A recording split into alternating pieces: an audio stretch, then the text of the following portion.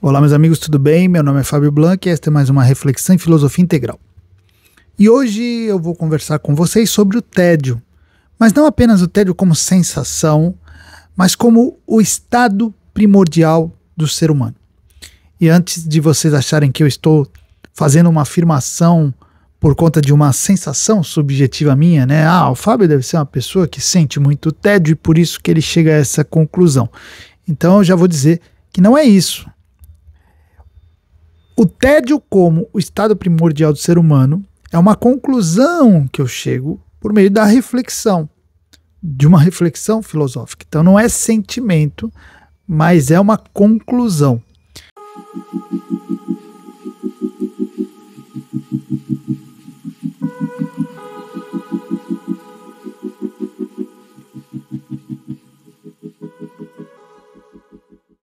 E se nós observarmos o próprio testemunho cotidiano, nós vamos ver que ele nos dá indícios da veracidade dessa afirmação.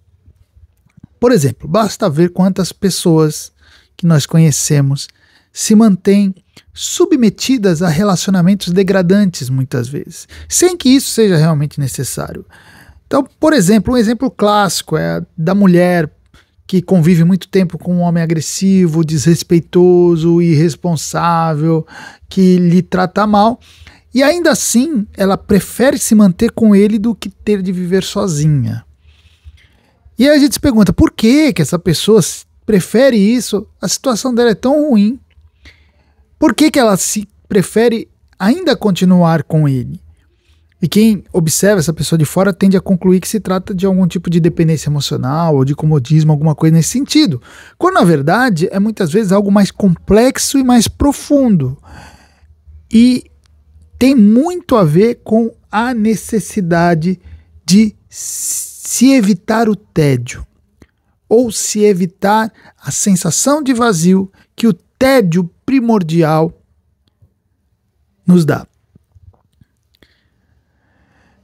E por que elas fazem isso? Porque, por exemplo, eu estou usando o exemplo das mulheres, mas eu poderia dar qualquer outro exemplo, porque esse exemplo da mulher é um exemplo muito conhecido, do nosso cotidiano.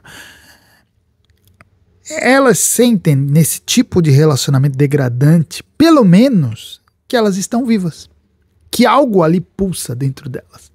Então elas abrem mão da paz, porque a paz parece tediosa, triste, pelo conflito, que pelo menos oferece para elas algo mais estimulante. Elas se sentem realmente vivas enquanto estão naquele relacionamento conflitivo. Claro que ninguém pensa isso, nunca é consciente, mas nós percebemos que as coisas acontecem dessa maneira. Isso porque o tédio agora já falando de maneira mais filosófica, o tédio é a nossa condição fundamental. Porque ele é o nosso estado puro, é o nosso estado de repouso e imobilidade que nos constitui se nós decidimos não fazer nada. Então a gente pode dizer que o nosso estado de tédio é a nossa forma original. Se eu ficar aqui e falar assim, eu quero ser o que eu sou originalmente, então não vou fazer nada porque cada vez que eu me movimento eu saio do meu estado original. Então meu estado original é o estado de tédio. Só que esse estado de letargia, natural, ele tem um problema. Ele não é capaz de preencher o nosso ser. Se eu ficar aqui parado, sem fazer nada, o que eu vou sentir? Vou sentir vazio e vou sentir que minha vida não tem sentido algum.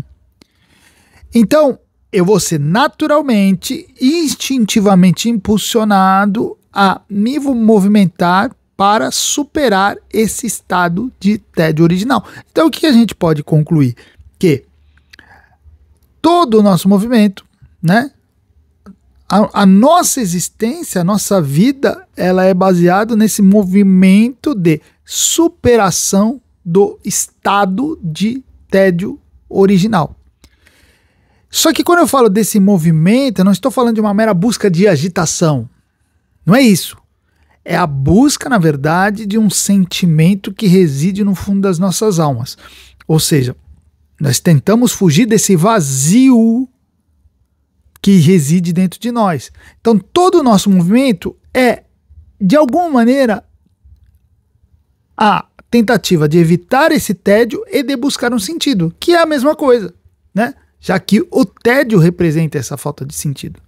Então algumas pessoas vão fazer isso pelo trabalho, outros vão fazer pelas diversões, pelos prazeres, outros vão buscar algum interesse específico nas suas vidas, outros até vão buscar em atividades nobres, superiores, né? Muitas vezes a gente vai ler e estudar, muitas vezes para fugir do tédio. O problema é que tem gente que vai acabar fugindo do tédio, simplesmente permanecendo em relacionamentos aviltantes, em convivências deprimentes, em situações até de violência, porque é a forma que elas conhecem e encontraram de fugir desse tédio. O problema disso aí é que essa vida, né, nesse constante estímulo sensorial para que a pessoa sinta que está vivendo, né, que está pulsando, que o sangue está correndo nas suas veias, se torna um vício, né? Ela precisa disso o tempo todo, porque é o tipo de estímulo fugaz. Então, a gente conclui o seguinte, que é um fato universal esse desejo, essa necessidade de evitar essa sensação de vazio e de alienação existencial causado pelo nosso estado original de tédio, e é por causa desse desejo que todos nós nos lançamos a fazer algo. Então, no fundo, todos nós estamos nos movimentando para fugir dessa sensação de vazio original, oriunda desse tédio primordial que nos constitui. E é muito importante que a gente pontue o seguinte: quando eu falo desse tédio original, eu não estou falando do sentimento de solidão simplesmente. Ah, a pessoa quer ficar com a outra porque ela não quer ficar sozinha. Não é isso. Todos nós já sentimos solidão, nós sabemos o que é isso. Em algum momento, todo mundo já sentiu. Só que eu estou falando de algo um pouco mais profundo e sutil, que é aquela sensação estranha, e quem já morou sozinho, como foi o meu caso, que morei sozinho durante alguns anos, e sabe o que é isso, né? É uma sensação assim de perceber, em alguns momentos, que ninguém está lhe observando. Quem já morou sozinho sentiu isso. Talvez não tenha analisado, né, o sentimento, mas eu, pelas minhas características próprias, eu costumo analisar essas coisas. Eu percebi que quando você mora sozinho, você passa muito tempo sozinho, não tem contato com as pessoas diretamente, ali você passa horas sozinho, não tem para quem contar o que aconteceu no seu dia, esse tipo de coisa. Você tem aquela impressão de que ninguém está testemunhando a sua existência. E como muito da nossa identidade vem desse testemunho, a gente começa, às vezes, até a ter aquela sensação de dúvida da própria existência. Não é uma coisa assim, estou duvidando de que eu existo, não é isso. Mas fica aquela sensação de dúvida da existência, de que aquilo que nós estamos vivendo é até um estado ilusório. Essa sensação de dúvida, esse sentimento de estado ilusório, é algo que está no fundo da gente. Está lá, guardado.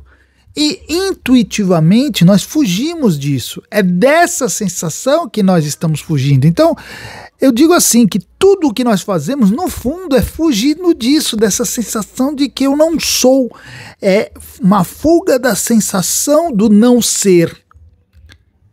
E quando eu faço as coisas, eu sinto que eu sou, e quando eu me relaciono com o outro, eu tenho o testemunho do outro de que eu sou, tá entendendo? Isso explica muito essas situações em que as pessoas se mantêm nesses relacionamentos ruins, tá? Explica muito, explica muito.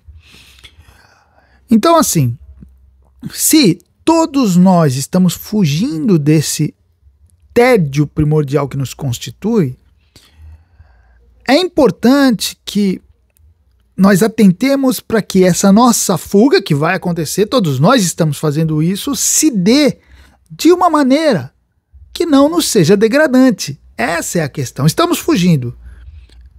Então eu posso escolher fugir, escolher aqui bem entre aspas, porque não é bem uma escolha, né?